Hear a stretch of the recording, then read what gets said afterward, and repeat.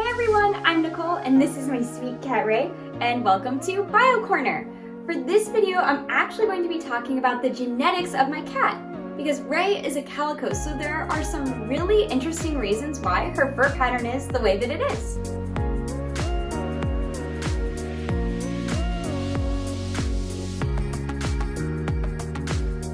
Such bright, I'm gonna burn my retinas doing this. Yeah, this isn't good. For science!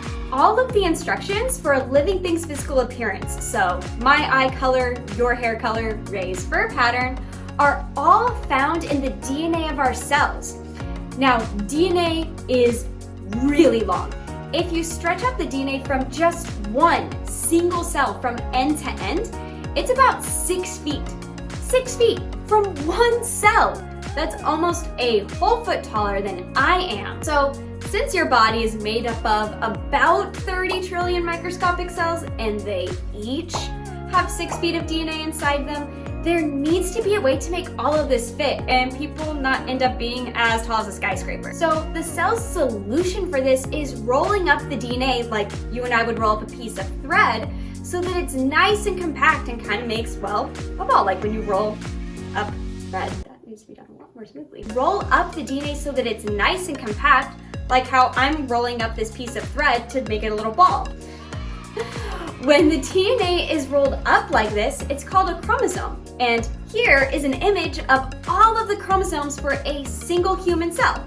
And fun fact, this is called a karyotype. Often you will hear scientists or doctors mention that a gene or a specific subset of DNA instructions is found on a particular chromosome. And this is basically what they're referring to. All of your cells have 2 copies of each chromosome, one from your mom and one from your dad.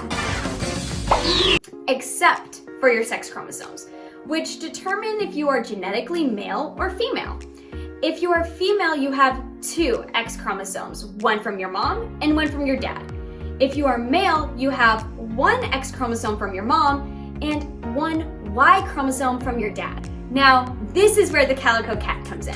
One of the genes for fur color in cats is actually found on the X chromosome, making it what is called a sex-linked trait. This particular gene tells the cells to make either black or orange fur, depending on which version of the gene the cat got from either mom or dad. Some calicos also have white patches, but this is controlled by a completely different gene called piebald, and is found on a different non-sex determining chromosome. So if a cat got an X chromosome that told the cell to make black fur, you get a black cat, like Salem from Sabrina the Teenage Witch. Or if a cat got an X chromosome that told it to make orange fur, they would look like Oliver from Oliver and Company. And this is true for male cats because they only get 1 X chromosome. They are either going to get an X chromosome that makes totally black fur, or one that makes totally orange fur. Female cats, however, are a little bit more complicated because they have 2 X chromosomes. So if both of their chromosomes tell them to make black fur, they'll look like Salem. Or if they both tell them to make orange fur, they'll look like Oliver. But what happens when a female gets 1 X chromosome telling her cells to make black fur and the second one telling them to make orange fur? You get the patches that calicos have. It's just a mix of cells expressing 1 chromosome over the other. But why can't the cells express both simultaneously? Why doesn't the fur pattern end up being a blend of the 2 colors, just like when you mix paint? Why are there patches?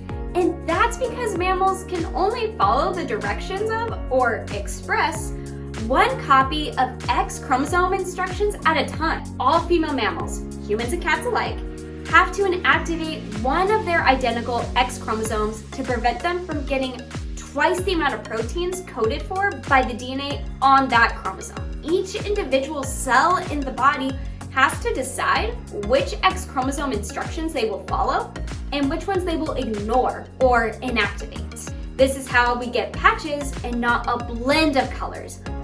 And this is the whole reason why calicos are virtually always female. It's because you need 2 X chromosomes in order to inherit 1 set of instructions for black and a second set for orange. And males typically only get 1 X chromosome. There is an exception to this rule, and that's that a male might actually inherit 2 X chromosomes and 1 Y chromosome. And in humans, this is known as Klinefelter Syndrome. The presence of a Y chromosome still means that the cat is genetically male. If this happens in a cat and one of their X chromosomes says to make orange fur and the other says to make black fur, then yes, they will have the calico pattern.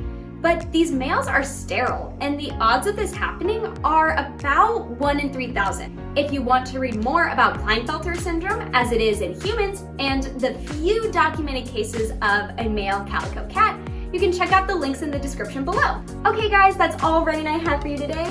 Please leave a like and subscribe if we've earned it, and leave a comment with whatever biology questions you have, and it might get featured in a video.